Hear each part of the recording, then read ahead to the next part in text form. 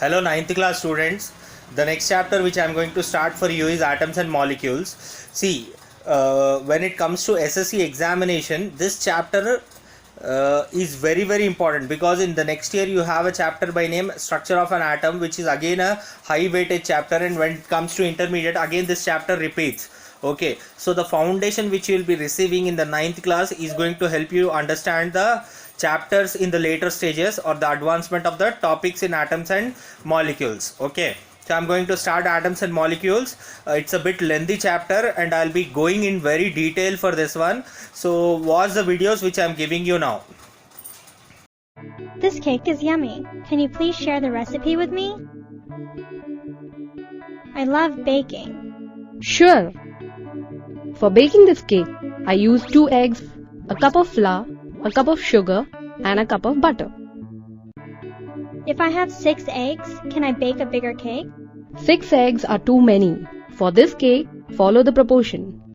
If you want a bigger cake, increase the ingredients in the same proportion. In nature too, you will find substances combined in fixed proportions. For instance, the law of constant proportions and the law of multiple proportions explain how various elements combine to form different compounds. This lesson is about laws of chemical combination and an introduction to an atom. At the end of this lesson, you will be able to explain the law of conservation of mass, describe an experiment to prove the law of conservation of mass, explain the law of constant proportions, explain the law of multiple proportion, list the postulates of Dalton's atom,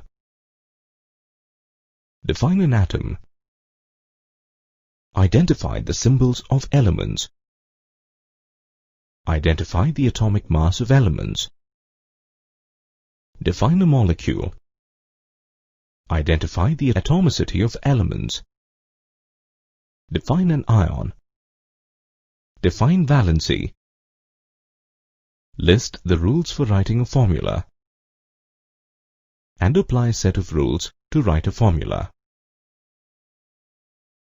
After a series of experiments, Democritus concluded that if you continue to cut a stone into smaller and smaller pieces, at some point you would reach a piece so tiny that it could no longer be divided. Democritus called these infinitely small pieces of matter atomos, meaning indivisible. Convinced that matter is made of tiny, indivisible particles.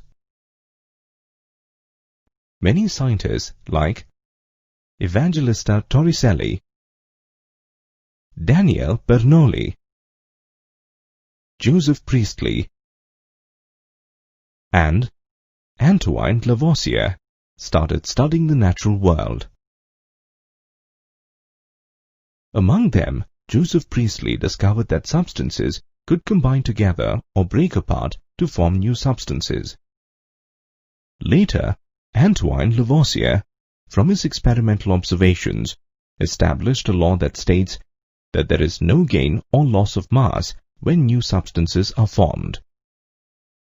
This can be better explained with the help of an experiment. To do this experiment, take 5 grams of iron filings in a watch glass. Take 5 grams of sulfur in another watch glass. Then mix the iron filings and the sulfur thoroughly and weigh it. The weight is 10 grams. Now heat the mixture. It forms a dark molten mass of ferrous sulfide. Weigh it.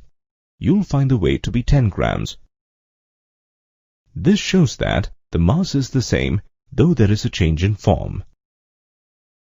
Therefore, the law of conservation of mass can be stated as: in any chemical reaction, the total mass of the substance before and after the reaction is the same, although its matter undergoes a physical change.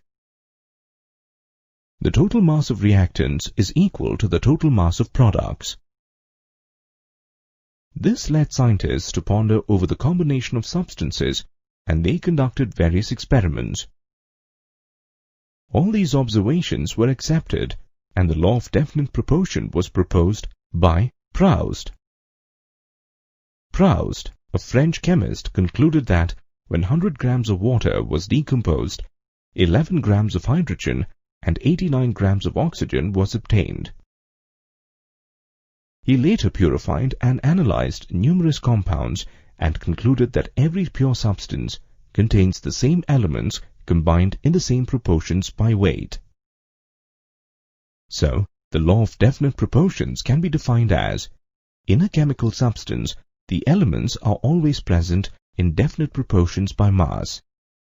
Hydrogen and oxygen can combine in different proportions to form different compounds like water and hydrogen peroxide. 2 parts of hydrogen combine with 1 part of oxygen to form water, and 2 parts of hydrogen combines with 2 parts of oxygen to form hydrogen peroxide. This follows the law of multiple proportions. According to this law, when 2 elements combine to form 2 or more different compounds, then the weight of one of the elements is constant and the other has a simple ratio.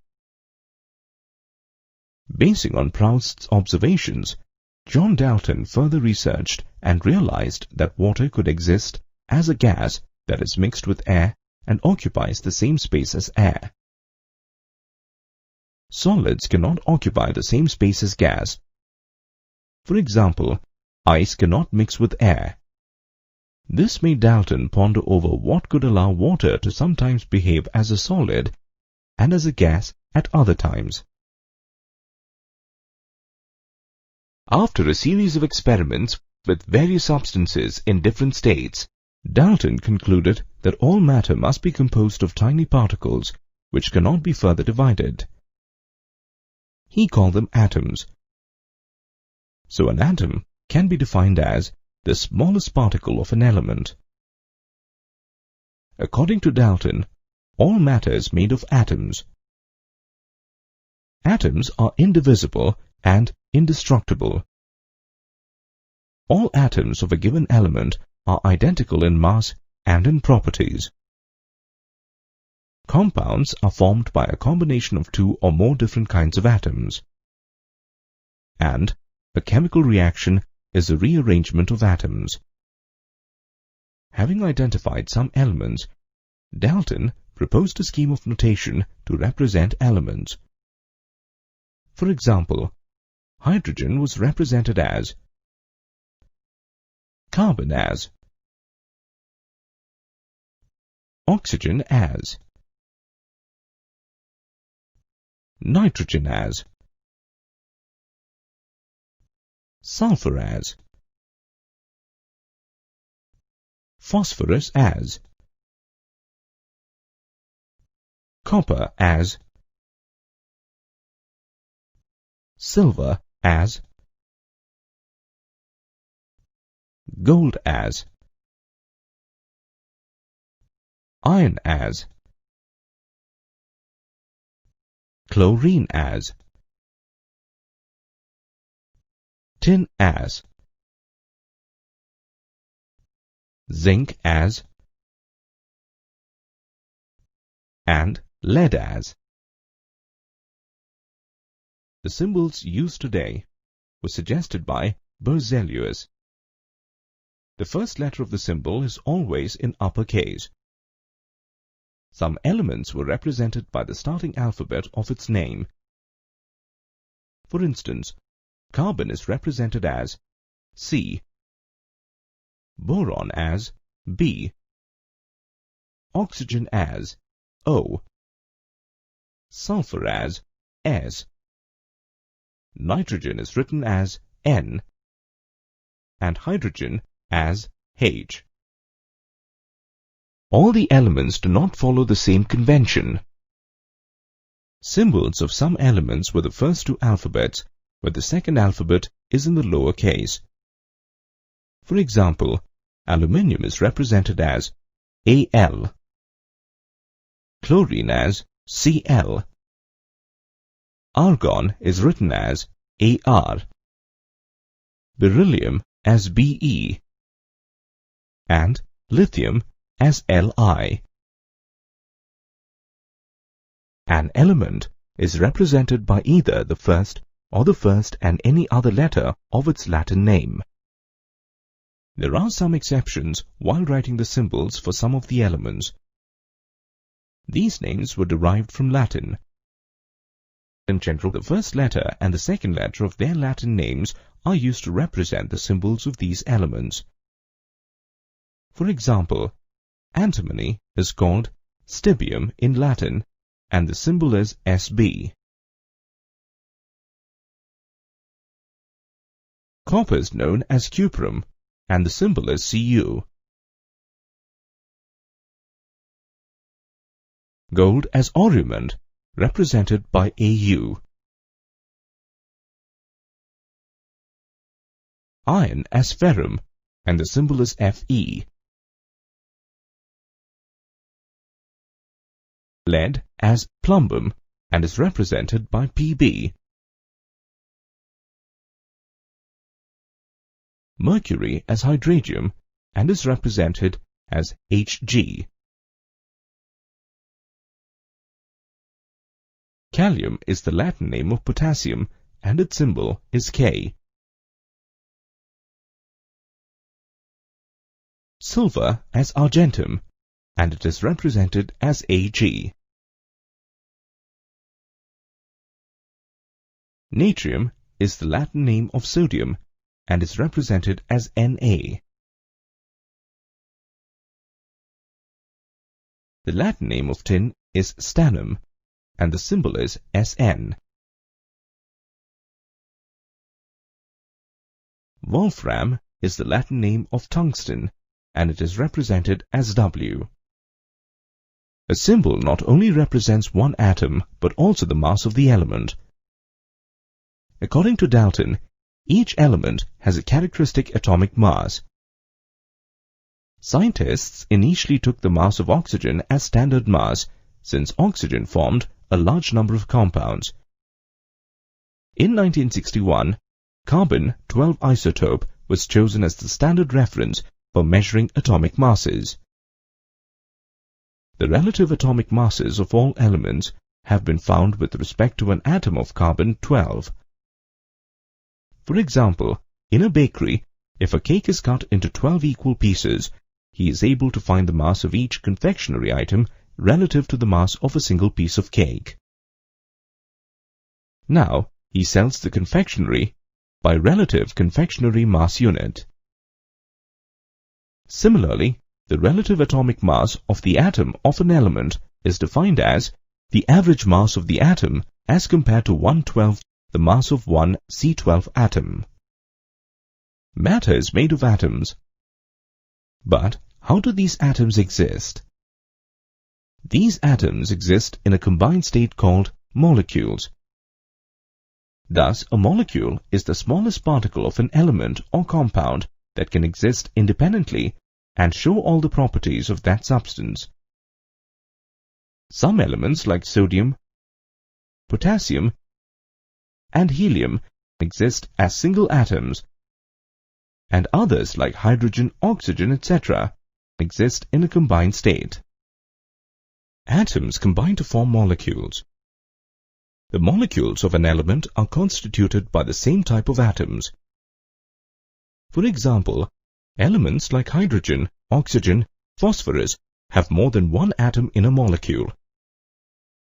This number is specific for an element and is known as its atomicity. Thus, the number of atoms constituting a molecule is referred to as atomicity. Let us look at some examples. An oxygen molecule has 2 atoms of oxygen and is known as a diatomic molecule. Hydrogen, chlorine, nitrogen, etc. also exist as diatomic molecules. Elements like phosphorus and sulfur have more than 2 atoms in a molecule and are called polyatomic. A phosphorus molecule has 4 atoms of phosphorus, P4, and a sulfur molecule has 8 atoms and is octaatomic, S8. So far we have discussed about the molecules of elements. Elements combine to form compounds.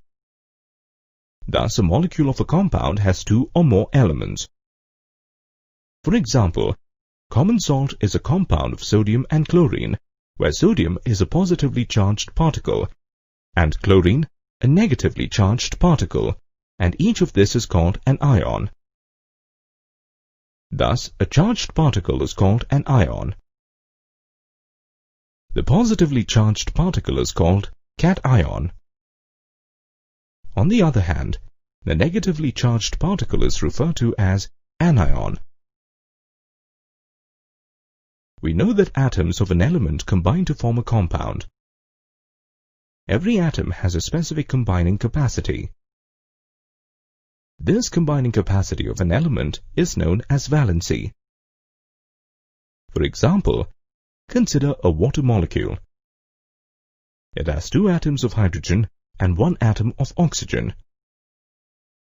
This shows that the combining capacity of oxygen is 2 and takes 2 hydrogen atoms. Similarly, sodium monoxide has 2 atoms of sodium and 1 atom of oxygen. Thus, the combining capacity of sodium is 1 and oxygen is 2. Here the compound is formed by 2 different elements, and such compounds are called binary compounds. Some compounds have more than 2 elements or a group of elements as ions. For example, an OH ion. It consists of hydrogen and oxygen atom, and its valency is 1. Here are the valencies of some elements. Chlorine has the valency of 1. The valency of magnesium and calcium is 2, while nitrogen and aluminium is 3, and that of carbon is 4. A nitrate ion and an ammonium ion show a valency of 1, whereas carbonate and sulfate have a valency of 2. The knowledge of valency helps to write the formulae of compounds. A formula is the shorthand representation of a compound. For example, consider a water molecule. It has hydrogen and oxygen. The symbol of hydrogen is H, and oxygen is O, and its formula is H2O. Let's learn to write a formula. To write the formula of compounds, we follow a set of rules. Let us write the formula of calcium carbonate.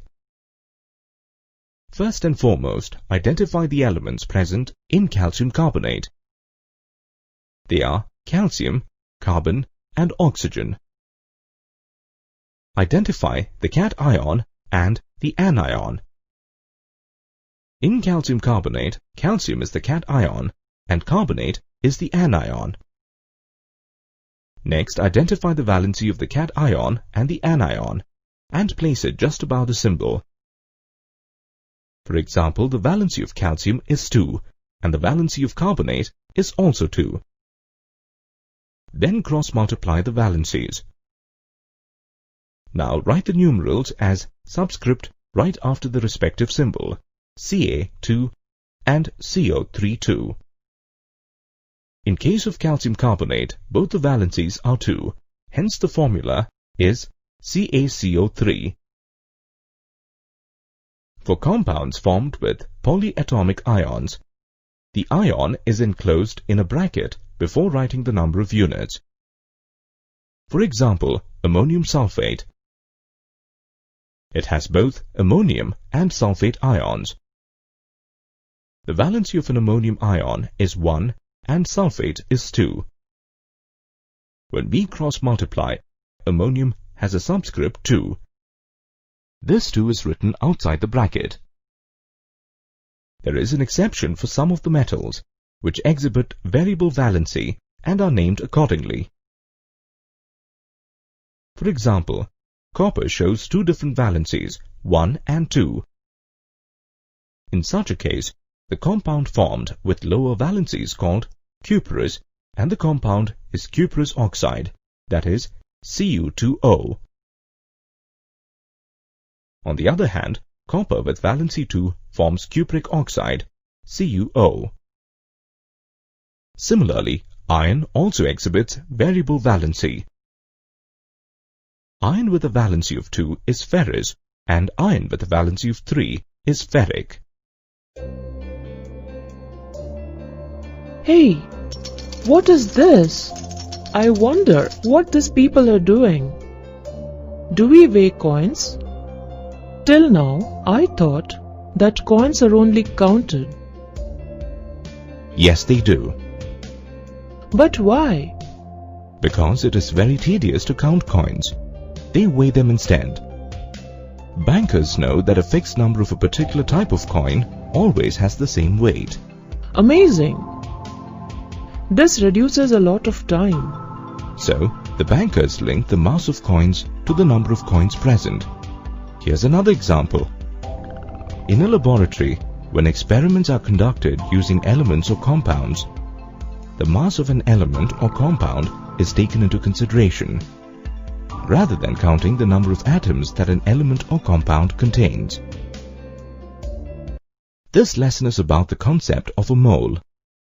At the end of this lesson, you will be able to explain the concept of a mole, calculate molecular mass, a formula unit mass of a given molecule, apply the concept of mole and molecular mass to solve given problems. So, how can they arrive at a conclusion that mass equals the number of atoms? Atoms and molecules, being very minute, have tiny masses. It is practically not possible to find the mass of one atom or molecule or ions. Hence, a bigger unit called mole is introduced. Then, 1 mole is defined as the amount of substance of a system which contains as many entities like atoms, molecules and ions as there are atoms in 12 grams of carbon-12. Scientists, through various experiments, found that the number of atoms present in 12 grams of carbon-12, which is equal to 6.022 multiplied by 10 to the power of 23. This means the atomic mass in grams of an element contains 6.022 multiplied by 10 to the power of 23 atoms of that element. This number was called mole by scientists.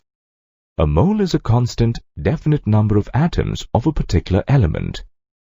For example, when your mother asks you to get a dozen apples, how many would you get?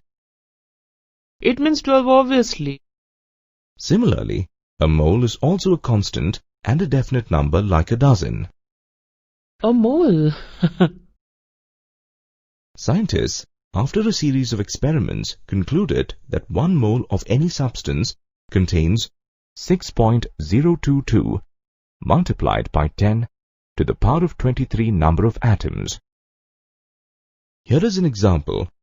The number of atoms present in 12 grams of a carbon-12 isotope, which is equal to 1 mole of carbon, contains 6.022 multiplied by 10 to the power of 23 number of atoms.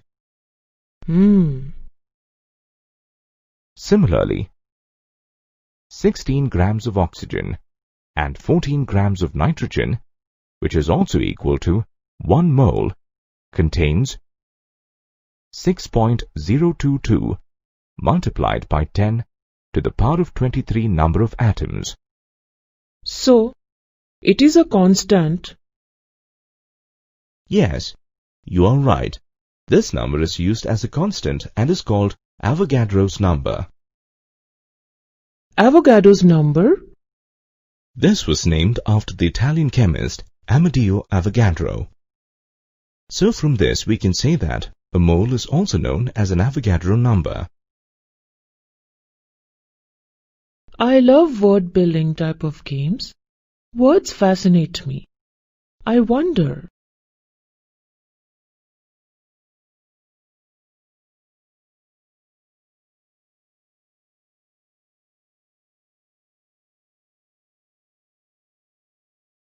Are these two words connected to each other in any way? Relative atomic or molecular mass in grams of a substance is equal to the mass of 1 mole. So, atomic mass units, U, is the mass of one atom of that element. However, the molar mass, which is the mass of 1 mole of an atom of an element, has the same numerical value as that of atomic mass. However, in case of molar mass, the units change from atomic mass units, U, to grams, G. Can you explain it clearly? In other words, the molar mass of an atom is also known as gram atomic mass. For example, the atomic mass of carbon equals 12 atomic mass units. So, the gram atomic mass of carbon is equal to 12 grams. Therefore, 12 grams of carbon is equal to 1 mole atom, which has 6.022 multiplied by 10 to the power of 23 atoms of carbon. 6.022 multiplied by 10 to the power of 23 atoms of nitrogen. Molecular mass of a substance is the sum of the atomic masses of all the atoms in the molecule of a substance. It is therefore the relative mass of a molecule expressed in atomic mass units, U. For example, molecular mass of sulfuric acid is equal to the sum of atomic masses of hydrogen, sulfur and oxygen. Therefore, the molecular mass of sulfuric acid, which contains 2 atoms of hydrogen, 1 atom of sulfur and 4 atoms of oxygen, is equal to 1 multiplied by 2 plus 1 multiplied by 32 plus 4 multiplied by 16 equals 98 atomic mass units. The sum of the atomic masses of all atoms in a formula unit of a compound is represented as the formula unit mass of a substance. We calculate the formula unit mass of a compound in a similar way as that of molecular mass. So then, what's the difference between the two? The term formula unit is used for those substances which are made up of ions. For example, sodium chloride that contains sodium and chlorine atoms whose weights are equal to 1 multiplied by 23 plus 1 multiplied by 35.5 equals 58.5 atomic mass units. How about some problems? Watch me as I work my way out of questions related to the mole concept.